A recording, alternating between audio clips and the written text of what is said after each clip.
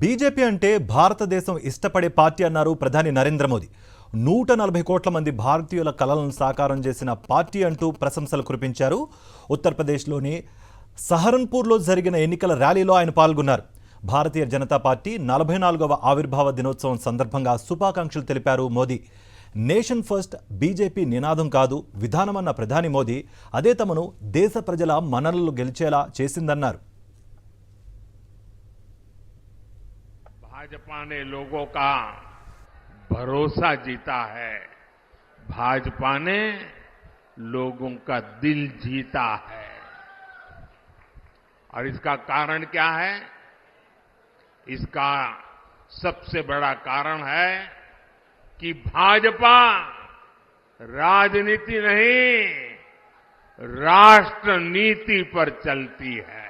भाजपा के लिए राष्ट्र प्रथम है। ये भाजपा का नारा नहीं, भाजपा का आर्टिकल ऑफ फेथ है। ये हमारा विश्वास है, ये हमारी रगों में है, ये हमारे सपनों में है, ये हमारे संकल्प में है। राष्ट्र प्रथम हमारे लिए देश से बड़ा और कुछ नहीं है। పశ్చిమ బెంగాల్లో జాతీయ దర్యాప్తు సంస్థ అధికారులపై మరోసారి దాడి జరిగింది. ఈస్ట్ మిడ్నాపూర్ జిల్లా భూపతినగర్లో ఎన్ఐఏ టీంపై దాడి చేశారు స్థానికులు. పోలీస్ వాహనాన్ని ధ్వంసం చేశారు. 2022 భూపతినగర్ పేలుడు కేసు విచారణలో భాగంగా గ్రామానికి వెళ్లారు దర్యాప్తు అధికారులు. టీఎంసీ నేత మనబేంద్ర జానును అరెస్ట్ చేసేందుకు వెళ్లగా ఒక్కసారిగా గ్రామస్తులు చుట్టుముట్టి దాడి చేసినట్లుగా ఎన్ఐఏ వర్గాలు వెల్లడించాయి. మనబేంద్ర సహా పలువురిపై స్థానిక పోలీస్ స్టేషన్లో కేసు నమోదైంది. 2022 డిసెంబర్లో భూపతినగర్లోని ఓ టీఎంసీ నేత ఇంట్లో జరిగిన పేలుడు ఘటనలు 3 చనిపోయారు.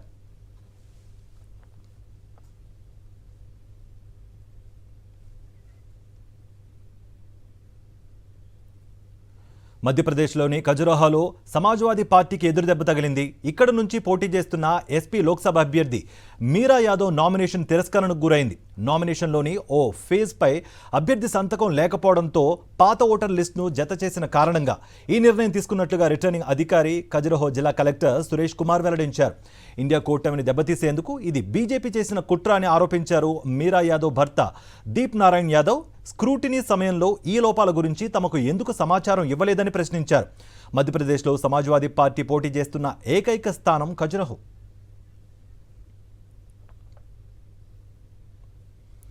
ఢిల్లీ లిక్కర్ కేసులో అరెస్ట్ అయిన ఆప్ నేత మనీష్ సిసోడియాకు ఊరట దక్కలేదు. ఆయన జ్యుడిషియల్ కస్టడీని ఏప్రిల్ 18 వరకు పొడిగించింది రౌజ్ అవెన్యూ కోర్టు. లిక్కర్ కేసులో అరెస్ట్ అయిన సిసోడియా గడిచిన 13 నెలలుగా జైల్లో ఉన్నారు.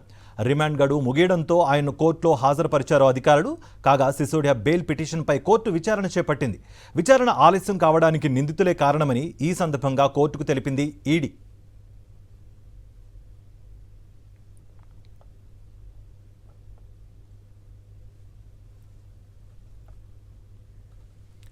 అయోధ్యలో శ్రీరామనవమి వేడుకలు ఘనంగా నిర్వహించేందుకు శ్రీరామ జన్మభూమి తీర్థక్షేత్ర ట్రస్ట్ ఏర్పాట్లు చేస్తోంది. ఏప్రిల్ 17న రామమందిరంలో జరిగే పూజా కార్యక్రమాలను ప్రత్యక్ష ప్రసారం చేయనున్నట్లుగా ట్రస్ట్ ప్రధాన కార్యదర్శి చెంపత్ రాయ్ తెలిపారు. అలాగే ఏప్రిల్ 16, 17, 18వ తేదీల్లో 24 గంటలు దర్శనాలకు అనుమతి ఇవ్వనున్నట్లుగా ట్రస్ట్ వర్గాలు వెల్లడించాయి. ఉత్సవాలకు లక్షల్లో భక్తులు వస్తారని అంచనా వేస్తున్న ఆలయ ట్రస్ట్ క్యూ లైన్ల సంఖ్యను 4 నుంచి 7కు పెంచాలని నిర్ణయించింది. దేశ ప్రజలు ప్రసార భారతి ద్వారా ఇంటి నుంచే బాలకరామ్ను దర్శించుకోవచ్చని తెలిపాయి.